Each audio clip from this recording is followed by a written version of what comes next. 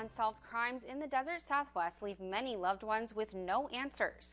The oldest unsolved crime, the shooting death of a young woman getting ready for her bridal shower. Another, the hit and run of a young man who was riding his bike with friends. I present to you a special report on some of Yuma's unsolved crimes. November 4th, 1969.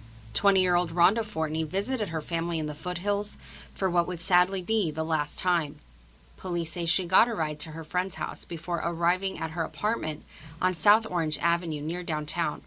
Just after 9 p.m., Yuma police receive a call about a disturbance. This seemingly normal Yuma night quickly turned into a mystery that to this day remains unsolved. Witnesses in the area who had been across the street and down the road, they had seen her talking with somebody. They didn't know who the person was. There was no yelling, no screaming, no disturbance, so to say, until there wasn't. They heard a scream, they heard a shot. They saw the subject over there, a male subject, and then he takes off down Orange Avenue onto First Avenue. Neighbors reportedly chased the suspect down but couldn't catch him as he got into a green or dark-colored 1966 or 67 Pontiac and drove off down First Avenue. Detectives checked every possible suspect, even Fortney's fiancee. As with everything, especially even nowadays to back then, if you're somebody close with a person, you're going to be a suspect until you're eliminated. So he was interviewed, he was out with buddies. So as far as him being the one at the scene, he was not. Fortney died from a single shot to the chest. Police arrived on scene. She was engaged at the time. She still had her engagement ring on, so she wasn't robbed. When they went into the apartment, her purse was in there and a bag of fruit that she had gotten from her mother. So she had actually entered the apartment prior to this taking place, probably within minutes of it. After several interviews with suspects and witnesses, leads dried up and the case went cold. Eventually, Fortney's family moved to various states.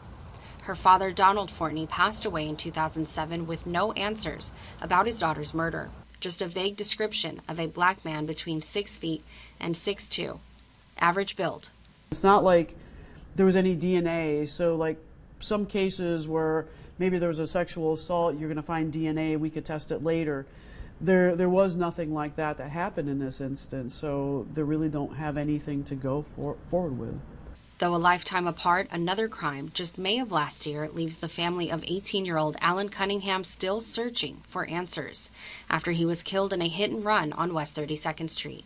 It's just been hard thinking about it every day, you know what I mean? Not much has really changed since then. It's been a year and a half and we're still seeking justice. Seems like for a lot of people it's just business as usual, back to normal, and Alan's killer is still out there.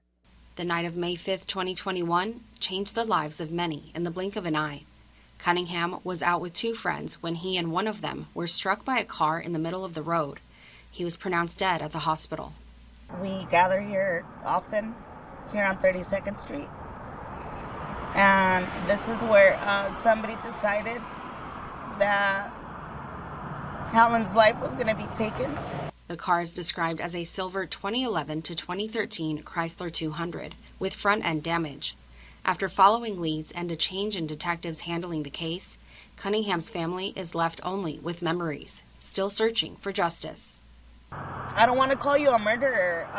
That's a really ugly word, and I don't think you're a murderer. I just think you need to do the right thing. Alan was an angel on this earth. The grief really has kind of made us isolate ourselves a bit. It's really difficult. Like, we haven't gone back to our normal lives. And the most beautiful eyes I had ever seen in my life.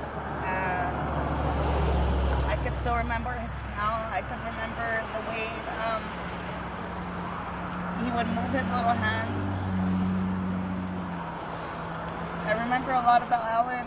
Vivid memories of that dreadful night are accompanied by tears and seclusion.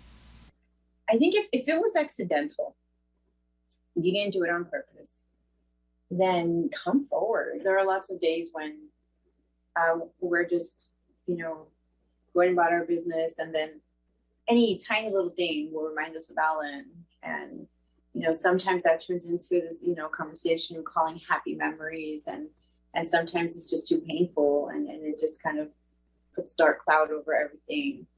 Sadly, these are just two of the countless unsolved crimes in Yuma. YPD continues its efforts to try to solve these crimes and others just like them. If you have any information about the Rhonda Fortney shooting or the hit and run that killed Alan Cunningham, or any other unsolved crimes, you are asked to contact Yuma Police at the number on your screen or 78 Crime to remain anonymous.